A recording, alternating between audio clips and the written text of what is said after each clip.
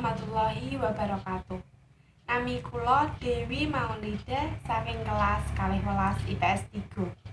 Anggene kula wonten mriki ajeng damel video ujian praktek tembang maca pat gambuh. Ananging saderengipun kula ajeng njlentrehaken babagan tembang maca pat gambuh. Tembang gambuh nganut piwulang lan pitutur tumrap generasi muda ing babagan pendidikan, sikap utawi tindak tanduk ing gawe sesambungan kaliyan rencang lan uga masyarakat.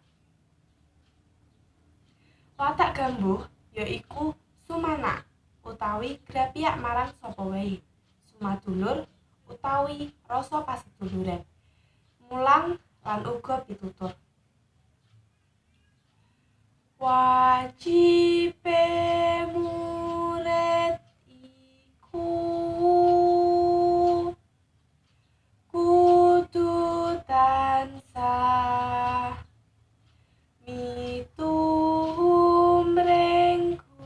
guru, apan guru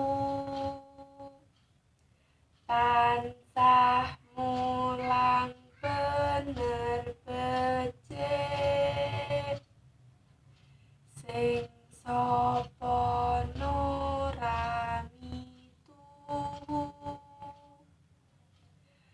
tartamtu yen dadi awon. Cekap semanten. Wassalamualaikum warahmatullahi wabarakatuh.